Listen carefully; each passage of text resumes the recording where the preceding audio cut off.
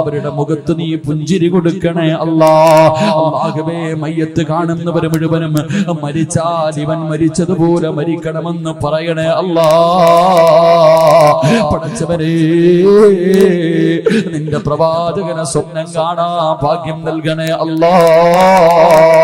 നാളെ പ്രവാചകന്റെ കയ്യിൽ പിടിച്ച് ജന്നാത്തുൽ ഫിർദൗസിൽ ഒരുമിച്ച് കൂടാതെ ഈ പാപങ്ങളെ സഹായിക്കുന്നവർക്ക് ഭാഗ്യം കൊടുക്കണേ അല്ലാ.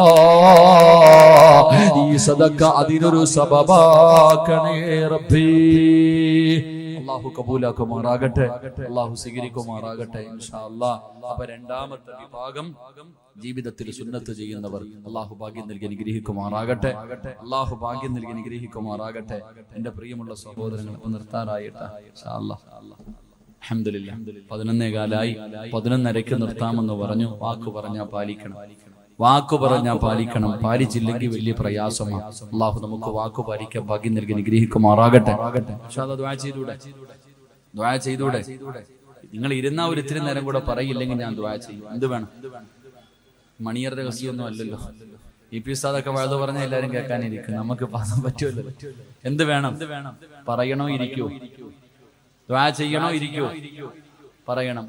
ആഗ്രഹമുള്ളവരൊന്ന് കൈപൊക്കിക്കേ. എനിക്ക് 1 പവനൊന്നും വേണ്ട.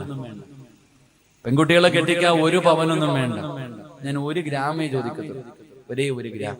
അത് ഈ വർഷമല്ല, അടുത്ത വർഷം അറൂസിൽ അൽഹംദുലില്ലാഹ് പെൺകുട്ടികളുടെ വിവാഹം നടക്കുന്ന സമയത്ത് നിങ്ങളെ കൊണ്ട് കഴിയുന്നത് കൊടുക്കണം. ഞാൻ അത് ചോദിക്കുമ്പോൾ ഇതുപോലെ പൊക്കണം. അല്ലാഹു ബർക്കത്ത് ചെയ്യുമാറാകട്ടെ, അല്ലാഹു ബർക്കത്ത് ചെയ്യുമാറാകട്ടെ. പൈസയുടെ കാര്യം പറയുമ്പോ ഇല്ല, എന്റെ ചങ്ങായിമാരെ എല്ലാരും പറയണൊരു മറുപടി ഉണ്ട്. നിങ്ങൾ സ്വന്തം ശാപം വലിച്ചു വെക്കണവരാ പലരും. നിങ്ങളുടെ ജീവിതത്തിന്റെ നാശം നിങ്ങൾ തന്നെയാ, വേറെ ആരെയും കുറ്റപ്പെടുത്തണ്ട.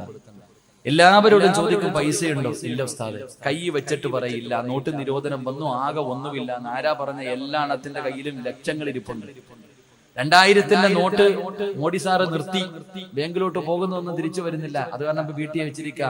നേരത്തെ 500-ന്റെ 1000-ന്റെ ഒക്കെ കെട്ടുകണക്കിനെ വെക്കണമായിരുന്നു. ഇപ്പൊ എളുപ്പ വഴിയാ, ഇത്തിരി വെച്ചാൽ മതി. വെക്കാൻ നല്ല സ്ഥലവാ. എല്ലാവരും കയ്യിൽ പൈസ വെച്ചിട്ടുണ്ട്. പക്ഷെ ചോദിച്ചാ പറയും ഇല്ല. നീ 10 പ്രാവശ്യം ഇല്ല എന്ന് പറയുമ്പോ അള്ളാഹു നിന്നെ എത്തിങ്ങാനലാക്കി കളയും. കാരണം നീ കൈ വെച്ചിട്ടില്ല എന്ന് പറഞ്ഞു. ഒരുപാട് പ്രാവശ്യം കയ്യിൽ വെച്ചിട്ട് ഇല്ല എന്ന് കള്ളം പറഞ്ഞു. അവസാനം അള്ളാഹു നിന്നെ അങ്ങനെ തന്നെ ആക്കും. അള്ളാഹു കാക്കുമാറാകട്ടെ. കയ്യിൽ വെച്ചിട്ടില്ല എന്ന് പറയും. കൊടുക്കാൻ മനസ്സില്ലെങ്കിൽ മനസ്സില്ല എന്ന് പറയണം. ഞാൻ തരൂല, അതിനാണത്തുണ്ട്. വീട്ടിലൊരാൾ വന്നു, ഞാൻ തരൂല, എന്റെ കയ്യിലുണ്ട്, അതിലൊരു മര്യാദയുണ്ട്. അല്ലെങ്കിൽ കൊടുക്കുക. വെച്ചിട്ടില്ല എന്ന് പറഞ്ഞാൽ എത്ര പാപം വരിക്കണേ. കൈ വെച്ചിട്ട് കള്ളം പറഞ്ഞ പാപം കൂടാ. കള്ളം പറഞ്ഞാൽ കിട്ടുന്ന പ്രതിഫലം എന്ത്? കള്ളം പറയുന്നവന് കിട്ടുന്ന പ്രതിഫലം എന്ത്? നാളെ അവന്റെ തല പട്ടിയുടെ തലയും കഴുതയുടെ രൂപവുമാണെന്ന് നബി മുഹമ്മദ് മുസ്തഫ. കള്ളം പറയരുതെന്ന് പറഞ്ഞാൽ എങ്ങനെയാ ചിന്തിച്ച്? അള്ളാഹുവിന്റെ പ്രവാചകൻ സല്ലല്ലാഹു അലൈഹി വസല്ലം തങ്ങൾ നടന്നു പോകുമ്പോ സഫിയ റളിയല്ലാഹു തആല അൻഹ തന്റെ മകനോട് വിളിച്ചു, മോനെ ഈ വാടാ, ഒരു സമ്മാനം തരാം. ഒരു പെണ്ണ് തന്റെ മകൻ വെളിയിൽ കളിച്ചോണ്ടിരിക്കണ, എത്ര വിളിച്ചിട്ടും വരുന്നില്ല. അവനെ വിളിച്ചു, വാടാ മോനെ, ഒരു സമ്മാനം തരാം. ചെറുക്കൻ ഓടി വീടിനകത്ത് കയറി വന്നു. അള്ളാഹുവിന്റെ പ്രവാചകൻ ചോദിച്ചു, എന്തെങ്കിലും കൊടുക്കാനാണോ വിളിച്ചത്? ഇല്ല നബിയെ, ഒരുപാട് നേരം വിളിച്ചിട്ടും വരുന്നില്ല, അപ്പോ അതുകൊണ്ട് വിളിച്ചതാ. കൊടുക്കാൻ വല്ലതും ഉണ്ടോ? ഒരു കാരക്കയുണ്ട് നബിയെ. അള്ളാന്റെ റസൂല് പറഞ്ഞു, അതുകൂടെ ഇല്ലായിരുന്നെങ്കിൽ കള്ളം പറഞ്ഞ പാപം അള്ളാഹു നിനക്ക് എഴുതുമെന്ന് നബി മുഹമ്മദ് മുസ്തഫ. നമ്മള് മക്കളോട് പറയും, മോനെ അത് മേടിച്ചേരാ, ഇത് മേടിച്ചേരാ, അങ്ങനെ മേടിച്ചേരാ, എങ്ങനെ മേടിച്ചേരാ. മോനെ ഫോൺ വിളിക്കുമ്പോ വീട്ടിൽ പിരിവുകാരോ വന്നാ വാപ്പ ഇല്ലാന്ന് നീ തന്നെ പറഞ്ഞേക്കണേ. വാപ്പ വീടിനകത്തിരിക്കും. അള്ളാഹുബെ പിരിവിന് ആരെങ്കിലും വരുന്നത് കണ്ടാ പറയും, വാപ്പ ഇവിടെ ഇല്ലെന്ന് പറഞ്ഞേക്കട, കള്ളം പറഞ്ഞേക്കട. നമ്മൾ തന്നെ മക്കളെ കള്ളം പഠിപ്പിക്കുന്നു. അള്ളാഹു കാക്കുമാറാകട്ടെ. അവസാനം നിന്റെ മക്കള് ഭൂലോക കള്ളരാകും. അവരുടെ രസം ഉണ്ടാവും. നിന്റെ മക്കള് കള്ളൻ പറഞ്ഞാൽ കള്ളന്മാരായിട്ട് ചരിത്രത്തിൽ കാണാം. ഖബറിനകത്ത് ജീവിതത്തിൽ എപ്പോഴും കള്ളം പറയുന്ന ഒരു മനുഷ്യനുണ്ടായിരുന്നു. ആ മനുഷ്യനെ ഖബറിനകത്ത് കൊണ്ടുവച്ചപ്പോ മുൻകറും നക്കീറും വന്നിട്ട് ചോദിച്ചു, മൻ റബ്ബുക. ഖബറിനകത്ത് 2 മലക്കുകൾ വന്ന് ചോദ്യം ചോദിച്ചപ്പോ ഈ മനുഷ്യൻ പറയാ, ഇപ്പൊ 2 എണ്ണം വന്നിട്ട് പോയതേ ഉള്ളൂ, പിന്നെയും നിങ്ങളും വന്നു. അള്ളാഹു മുൻകറും നക്കീറും വിചാരിച്ചു, പടച്ചോനെ ഞങ്ങളല്ലാതെ വേറെ ആരും ഖബറി വരില്ല, ഇവെന്താടാ ഈ പറയണേ? ഇപ്പൊ 2 പേര് വന്നിട്ട് അങ്ങോട്ട് പോയതേ ഉള്ളൂ, വീണ്ടും 2 എണ്ണം വന്നിരിക്കുന്നു. പടച്ചോനെ 2 പേരും കൂടെ ചോദിച്ചു, അള്ളാഹു ഇതെന്താ പടച്ചോനെ? അപ്പൊ പറഞ്ഞ മറുപടി, ഓ നാവെടുത്ത കള്ളവേ പറയത്തുള്ളൂ, ചുമ്മാതെ പറഞ്ഞതാണ്. അള്ളാഹു നമ്മളെ കാക്കുമാറാകട്ടെ. ഇങ്ങനെ ബസ്സിൽ കയറുമ്പോ ടിക്കറ്റ് എടുക്കാൻ വന്ന് ചോദിക്കും, ടിക്കറ്റ് ഇല്ല, ഒന്ന് മതി കുട്ടി. അള്ളാഹു അവന് 2.5 വയസ്സായി, പെണ്ണ് കെട്ടാറായി സ്കൂളിൽ പഠിക്കുന്ന മക്കള്. പടച്ചോനെ, ഞാൻ ഇങ്ങനെ യാത്ര ചെയ്യുമ്പോ ഒരു അത്ഭുതം തോന്നി. ടിക്കറ്റ് എടുക്കുന്ന ആള് വന്നിട്ട് ചോദിച്ചു, കുട്ടി ഇല്ല, കുഞ്ഞിന് വയസ്സായില്ല. അപ്പൊ അവൻ അയാൾ ചോദിച്ചു, മോനെ നിനക്ക് എത്രാം ക്ലാസ്സിലാണ് പഠിക്കണേ? ഞാൻ 4ാം ക്ലാസ്സിലാണ് പഠിക്കണത്. കുറച്ചേരം കഴിഞ്ഞില്ലേ? ഇതാ നമ്മുടെ അവസ്ഥ. അള്ളാഹു നമ്മളെ കാക്കുമാറാകട്ടെ. അള്ളാഹു നമ്മുടെ മക്കളെ സ്വാലിഹീങ്ങളിൽ പെടുത്തുമാറാകട്ടെ. ഇൻഷാ അല്ലാഹ് ഒരു കാര്യം കൂടെ പറയാം. അല്ലാഹുവിന്റെ പ്രവാചകൻ സല്ലല്ലാഹു അലൈഹി വസല്ലമ തങ്ങൾ പറയുകയാണ്, എന്റെ പ്രിയമുള്ള ചെറുപ്പക്കാരാ, എന്റെ പ്രിയപ്പെട്ട പെങ്ങളെ, അല്ലാഹുവിന്റെ പ്രവാചകൻ സല്ലല്ലാഹു അലൈഹി വസല്ലമ തങ്ങൾ പറയുകയാ, ജന്നാത്തുൽ ഫിർദൗസ് എന്ന സ്വർഗ്ഗം വേണോ? ജന്നാത്തുൽ ഫിർദൗസ് എന്ന സ്വർഗ്ഗം വേണോ? അല്ലാഹുവിന്റെ പ്രവാചകൻ പറയുന്നു, സഹാബാ റഹ്മിൻ ഗഫൂർ. അല്ലാഹുവിന്റെ പ്രവാചകൻ പറയുന്ന 3ാമത്തെ വിഭാഗം ഏതെന്നറിയുമോ? അത് കുടുംബ ബന്ധം ചേർക്കുന്നവരാ.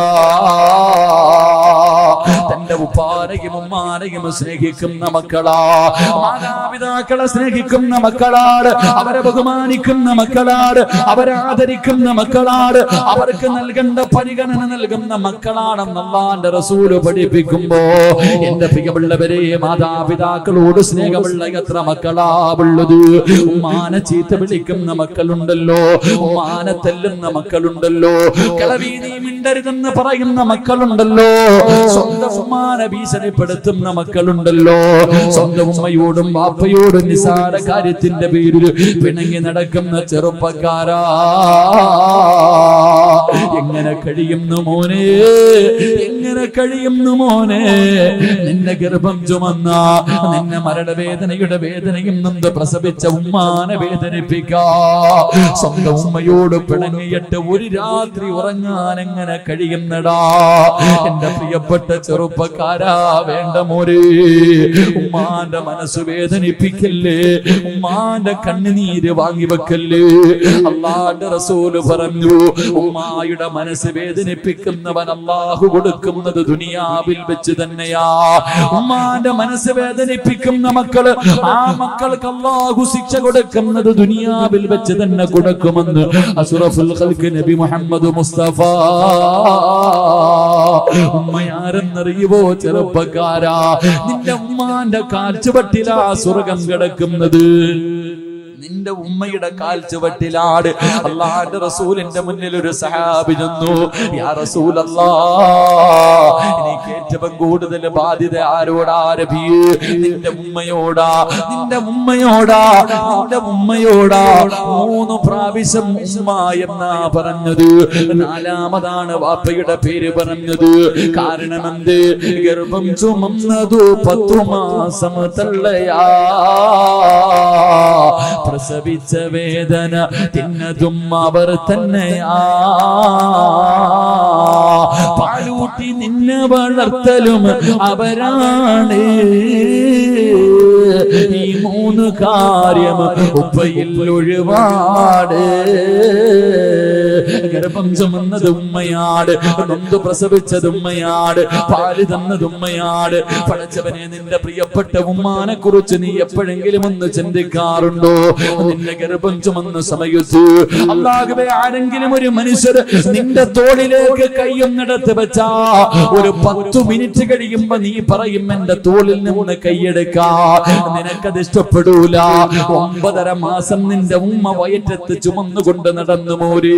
ഒന്ന് നല്ല ഭക്ഷണം കഴിക്കാൻ എല്ലാവരും കല്യാണത്തിന് പോകും, ഉമ്മയ്ക്ക് പോകാൻ കഴിയുന്നില്ല, ഉമ്മയ്ക്ക് വയറ് നിറച്ച് ഭക്ഷണം കഴിക്കാൻ കഴിയുന്നില്ല, ഒന്ന് നല്ലതുപോലെ നടക്കാൻ കഴിയുന്നില്ല, ഒന്ന് തിരിഞ്ഞു മറിഞ്ഞ് കിടക്കാൻ കഴിയുന്നില്ല. കാരണം ഉമ്മാന്റെ വയറ്റിൽ നീ കടന്നത് കൊണ്ടാ പൊന്നുപോര്. എന്നിട്ട് നിന്നെ പ്രസവിച്ച അപ്പ എത്തെല്ലാം വേദന സഹിച്ചു പോര്. നിന്റെ ഉമ്മ എത്ര കരഞ്ഞിട്ടുണ്ടാകും, പ്രസവിക്കുന്ന സമയത്ത് നിന്റെ ഉമ്മ എത്ര വിളിച്ചു കൂവിയിട്ടുണ്ടാകും. ചെറുപ്പക്കാരാ, ആ മരണവേദന സഹിച്ചത് നിന്റെ ഉമ്മയാ മോനെ. പട്ടിണിയാണെങ്കിലും എഴുന്നേക്കാൻ വയ്യാതെ കിടക്കുമ്പോഴും നീ ഒന്ന് കരഞ്ഞാൽ ഓടി വന്ന് കോരിയെടുത്തത് നിന്റെ ഉമ്മയാ മോനെ. നിന്റെ മൂത്രവും കാഷ്ടവും എല്ലാം വാരിയതവരല്ലേ. ഇന്ന് നീ കൊട്ടാരം പോലെ ഒരു വീട് വെച്ചപ്പോ നിന്റെ ഉമ്മ അതിനകത്തൊന്ന് കാർക്കിച്ച് തുപ്പിയാ നിനക്ക് കഴിയില്ലല്ലോ. നിനക്ക് പണം കിട്ടിയപ്പോ, നിനക്കൊരു നല്ല പെണ്ണിനെ കിട്ടിയപ്പോ, ആ ഉമ്മയുടെ ദുആ കൊണ്ട് റബ്ബ് നിനക്കൊരു അനുഗ്രഹം തന്നപ്പോ നിന്റെ ഉമ്മ നിനക്ക് അധികം പറ്റായല്ലോടാ മനുഷ്യ. എങ്ങനെ കഴിയുന്നടാ? അല്ലാഹുവിന്റെ റസൂല് പറഞ്ഞു, ഉമ്മയുടെ മനസ്സ് വേദനിപ്പിക്കരുത്, ഉമ്മയുടെ മനസ്സ് വേദനിപ്പിക്കരുത്. വാപ്പയ്ക്ക് പ്രതിഫലമില്ലെന്നല്ല, ഉമ്മയുടെ കാൽച്ചുവട്ടിലാ സ്വർഗം, ഉമ്മാന്റെ കാൽച്ചുവട്ടിലാ സ്വർഗം. വാപ്പയുടെ മഹത്വം എന്തെന്നറിയോ? സ്വർഗത്തിലെ മധ്യത്തിലെ സ്വർഗത്തിന്റെ നടുക്കത്തെ കവാടം വാപ്പയാണെന്ന് നബി മുഹമ്മദ് മുസ്തഫ. സ്വർഗത്തിന്റെ കവാടത്തിലെ മധ്യഭാഗത്തെ വാതിലുണ്ടല്ലോ, അതാ